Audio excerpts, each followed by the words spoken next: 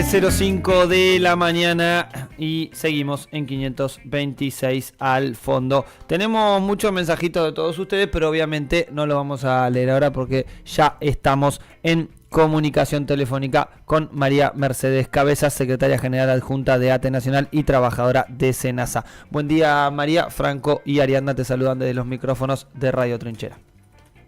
¿Qué tal, Franco? ¿Qué tal, Ariadna? Muy buenos días a todos y a la audiencia también. Bueno, muchas gracias por esta comunicación. Bueno, María, comentarle sobre todo también para la audiencia en qué situación se encuentran hoy los trabajadores de SENASA. Mira, momentáneamente hemos suspendido la medida, no levantado, sino suspendido, en función de una negociación que pareciera auspiciosa, que permite pensar que no va a haber recortes presupuestarios. Vos sabés que el SENASA es el organismo que se encarga de llevar la calidad y la sanidad en los alimentos que todos los argentinos tienen en la mesa, no solamente en las exportaciones, y la peligrosidad de recortes presupuestarios reviste en eso, ¿no? Uno dice, bueno, pero ¿por qué hacen paro? ¿Por qué se exponen a un desabastecimiento de los supermercados, por ejemplo? Bueno, porque siempre es preferible el paro a que los alimentos no estén bien controlados o no lleguen como tienen que llegar a la mesa de todos los argentinos y argentinas. Uh-huh. Así que, bueno, en función de la posibilidad de un recorte presupuestario del 30%, lo que ustedes ya deben de haber visto en todos los sectores del Estado Nacional, las voces de alerta tuvieron que ver con eso, ¿no? Primero con que ninguna máquina puede llegar a suplantar los ojos, la voz y las manos de los trabajadores y trabajadoras que en vivo y en directo ven la situación y los controles alimenticios. Claro. Eso es fundamental. Uh-huh. Y segundo, que uno puede pensar en recortes presupuestarios, pero la realidad es que no puede pensar en recortes presupuestarios que valgan la vida de los argentinos y de las argentinas. Sí. Y en ese marco me parece de especial responsabilidad pensar en cuidar los controles de un SENASA que para el resto del mundo, porque si no se generan imaginarios que no lo son, uh-huh, que para el resto del mundo es un organismo de excelencia. Claro. María, sobre esto último que retratás justamente... ¿Se está haciendo algo desde el sindicato en torno a esto? Recién hace un rato veíamos justamente a la UBA reclamando el presupuesto del 2024 y frente a los recortes, esta circulación de la atomización también, ¿no?, de las diferentes luchas, y la necesidad de una interpelación hacia el público general en el que justamente el pueblo comprenda de qué se trata, no solamente el SENASA, sino todo el trabajo que realizan desde ATE, como órgano gremial que protege a los trabajadores. En ese sentido, ¿vienen trabajando en algún sentido? Digo, más allá del paro, ¿qué actividades se están realizando? Nosotros hoy estamos en una jornada nacional de lucha, uh-huh, que va a tener su epicentro en el Ministerio de Agricultura, porque como vos sabés, independientemente de lo de SENASA, hoy se está cerrando el Instituto de Agricultura Familiar, casualmente el organismo de mayor democratización de políticas públicas, uh-huh, agroecológicas. ¿Por qué? Porque no es la agricultura de las familias, sino de las familias productoras. Porque uno esto a veces lo tiene que aclarar porque tiene que ver con el comercio regional, la agricultura familiar. Es el organismo que se ocupa de la capacitación y formación de los espacios productores de alimentos que tienen carácter regional y que no son grandes pools de siembra o grupos económicos concentrados y demás, digamos. Uh-huh. Entonces, la forma de democratizar la producción regionalmente y de abastecer a las regiones con alguna alternativa que no tenga que ver con los sectores concentrados de la economía es la agricultura familiar. Uh-huh. Entonces va a tener su epicentro dentro de la agricultura familiar y posteriormente vamos a movilizar economía. Nosotros todas las semanas estamos avanzando en una escalada de resistencia que tiene que ver con el Estado. Paralelamente a esto te digo que creo que cuando uno hace autocrítica, lo primero que tiene que poner sobre la mesa es nuestra poca capacidad como trabajadores y trabajadoras estatales de explicarle a la población cuál es la función real del Estado. o cuál entendemos nosotros que es la función real del Estado, que es en realidad actuar como nivelador estructural del sistema, digamos, para que las posibilidades sean las mismas para la persona que nació en el medio de un barrio popular complejo y sin tantas posibilidades habitacionales, como para una persona que nace en el centro o en el corazón de los grandes centros urbanos con más posibilidades.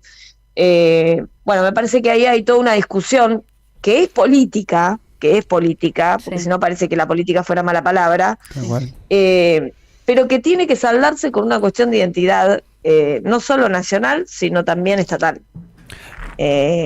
María, me parece que ahí uno puede hacer una autocrítica, ¿no?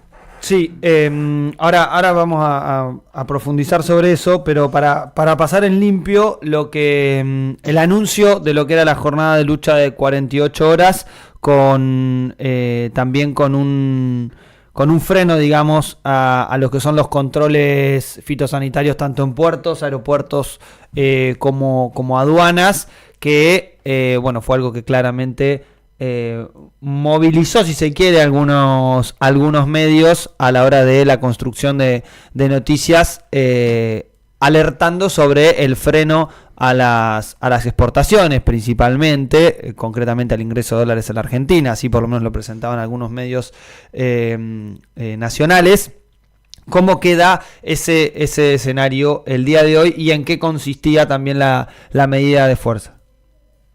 Momentáneamente, en la medida de fuerza era concretamente un paro, que ante 6 feriados, 2 días antes, lo que hace el paro, en este caso, sería frenar los permisos de tránsito terrestres, que duran 7 días, pero vos tenés 6 días feriados, claro, y 2 que son de paro. Uh-huh. Entonces, eso alerta a los sectores concentrados de la economía. Volvemos a lo mismo. En realidad, para ser clara, hay un poco conocimiento del Estado y hay un poco conocimiento de la macroeconomía. Yo no sé dónde estudiaron macroeconomía estos muchachos, pero incluso si uno se atiene a mirar cuáles son los indicadores que los países que admira el presidente de la nación, como Israel o Estados Unidos, plantean para la compra o la importación de alimentos de Argentina, lo primero que piden son controles públicos y estatales, claro, sí, digamos. Es el Estado controlando a las empresas que exportan alimentos. Esto es concreto, es claro, digamos. No es una ocurrencia de la Argentina, digamos.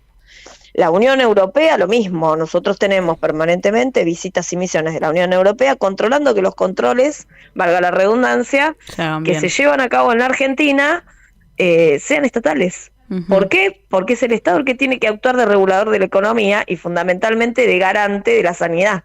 Uh-huh. Totalmente. Ahí está el tema.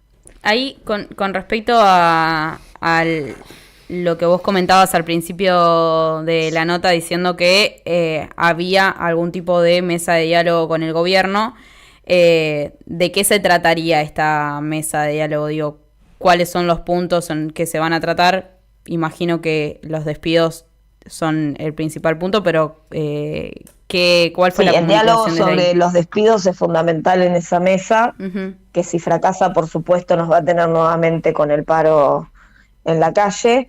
Perdón, pero además un recorte presupuestario, no solamente estamos hablando de despidos, claro, sino que con menos presupuesto es muy difícil llevar adelante la tarea. Vos tenés, sí, que pensar que hay un imaginario sobre el trabajador estatal en el escritorio que no es el imaginario, digamos. Acá estamos hablando también del compañero que agarra un auto, va al medio del campo y le pone una vacuna a una vaca. Sí. Digo, no estamos hablando de... Y si la nafta para el auto no está, ese compañero no va a ponerle la vacuna a la vaca no se vacuna y aparecen las enfermedades. Claro. Concretamente, durante el periodo de gobierno macrista, que ya pasó, se eliminó el programa de HLB, que es una enfermedad de los limones en Entre Ríos. Sí. El resultado de eso fue el cierre de las exportaciones a Brasil, uh-huh, digamos. Sí. Acá no estamos hablando, acá estamos hablando de implicancias concretas económicas en lo que al presidente le interesa que funcione, porque es él el que quiere duplicar las exportaciones. Tal cual. Claro. Sí, pensaba también en el ejemplo de la encefalitis equina, que también fue la suspensión de la vacunación en 2016-2017, si no me equivoco. Exactamente. Y que estamos viendo, bueno, el brote del año pasado, sin lugar a dudas. María, Pero además hablamos de enfermedades que se transmiten a todos los mamíferos, claro, incluyéndonos a nosotros. Porque una vez se olvida que es tan mamífero como el resto. claro, sí, sí. Y digo, esto es real. Si en Argentina no hay epidemias, es porque existe un sistema de control de un organismo público estatal que claramente lo evita. Ujú. Hay dos ejes que recién tocabas que me interesan también profundizar. Uno, si crees que esto tiene la densidad de la ignorancia como definición, digamos, o si crees que también tiene esta cuestión de planificación y obviamente el desprecio hacia los trabajadores del Estado específicamente como doble carril.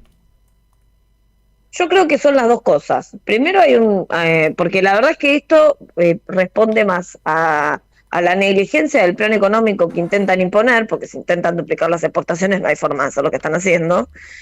Y por otro lado también hay una construcción social y cultural que intentan volver a imponer, que no es nueva en la Argentina, que ya ha tenido su correlato en los años 90 y que hoy llega con más fuerza y más complejidad, que tiene que ver con que el Estado no sirve.